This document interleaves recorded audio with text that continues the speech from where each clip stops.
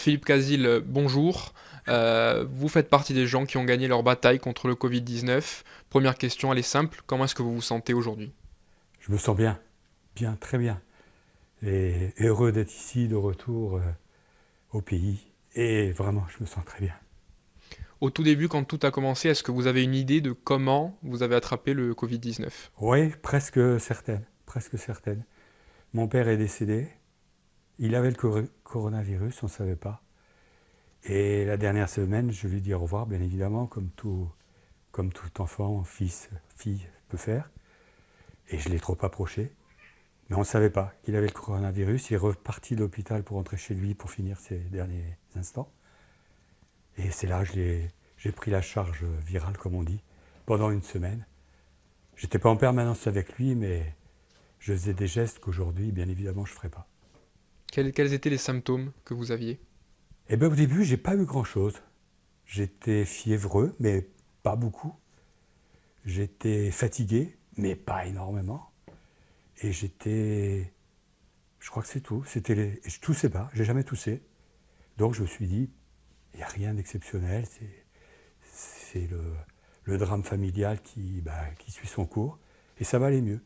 Et puis un jour, la température a monté, monté, monté. Et j'arrivais plus à respirer. Et là, on a compris pour moi. Ma compagne a compris.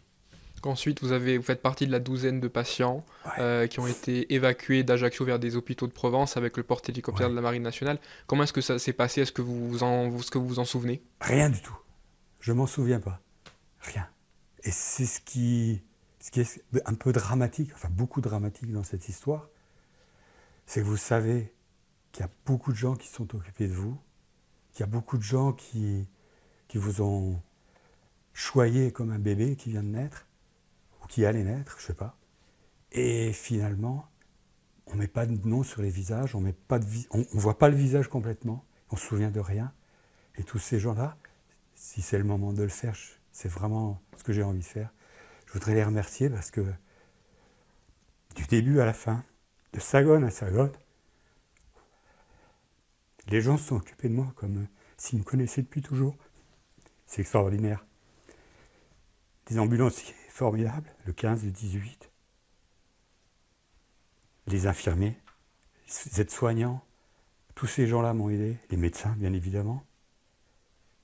Quand j'étais à l'hôpital à Ajaccio, je me souviens de rien, mais je sais que ces gens m'ont sauvé.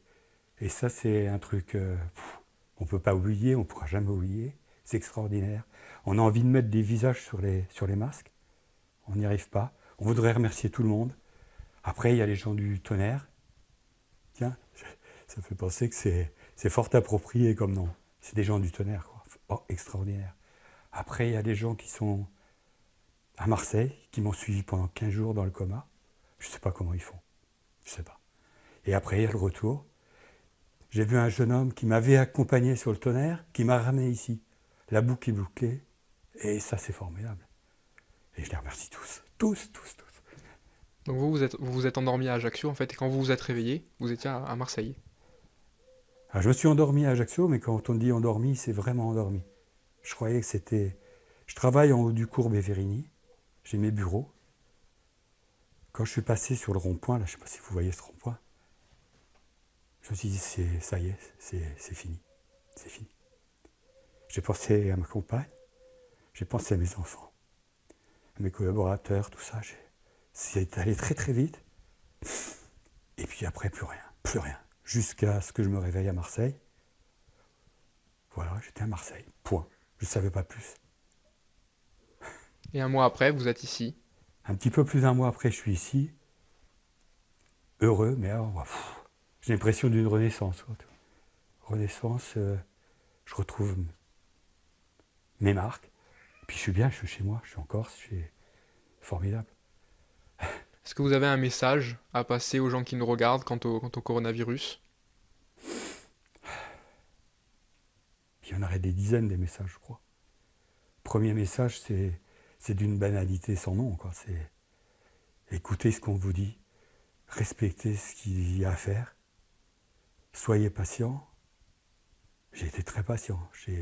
la dernière semaine à Marseille avec des gens là aussi extraordinaires en réanimation. Et après, chez le... J'ai plus le nom du professeur, excusez-moi. Mais justement, à la limite, les noms, ça sert à rien. C'est la communauté, la solidarité des gens, ça c'est formidable. Et donc la question c'était, est-ce que vous avez quelque chose à redire? Respectez toutes les consignes.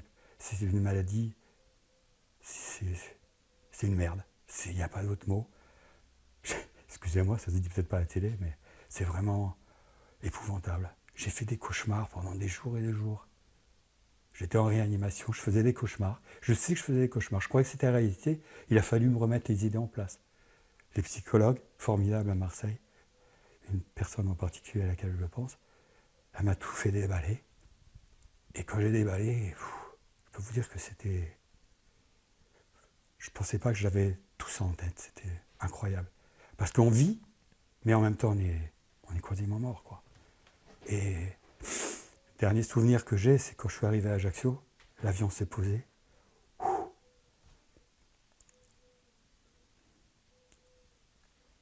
C'était génial. Autre conseil, c'est de profiter des siens, quoi. Les siens, c'est ses proches, tous ceux qu'on aime. Moi, je crois que je m'en suis sorti parce que j'aime beaucoup les gens. Personne ne me déplaît, je ne hais personne. Et je crois que c'est ça qui m'a aidé à m'en sortir.